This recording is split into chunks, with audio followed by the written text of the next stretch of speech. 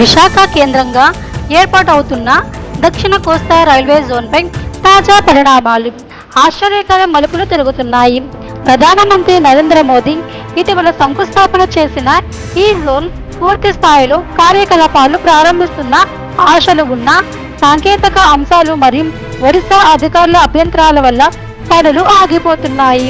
కొత్త వలసను రాయగడ డివిజన్లో చేర్చాలని తూర్పు కోస్తా జోన్ అధికారుల డిమాండ్ కూడా ఈ ప్రక్రియను మరింత క్లిష్టతరము చేసింది. గెజెట్ నోటిఫికేషన్ ఇప్పటికీ విడుదల కాకపోవడం, భూములపై స్థానిక గిరిజనులతో వివాదాలు, కొత్తగా ఏర్పాటయ్యే డ్రాగన్ డిపో కారణంగా కొత్త వలస స్టేషన్ను రాయగడ డివిజన్లో చేర్చాలన్న ఒత్తిడి, ఇవన్నీ కలిసి రైల్వే జోన్ నిర్మాణానికి అడ్డంకులు కలిగిస్తున్నాయి. ఇదిలా ఉంటే జోన్ ఏర్పాటులో స్పష్టత ఇవ్వాల్సిన కేంద్ర ప్రభుత్వం నుంచి ఇంకా గెజెట్ నోటిఫికేషన్ రాకపోవడం, దానిపై రాష్ట్ర కూటమి నేతలు చొరవ తీసుకోకపోవడం, జాప్యం జరగడం కూడా విమర్శలకు తావిస్తుంది. ఇప్పుడు ఈ సమస్య ఏపీ కూటమి నేతల సమర్థకు పరీక్షగా మారిందని భావిస్తున్నారు.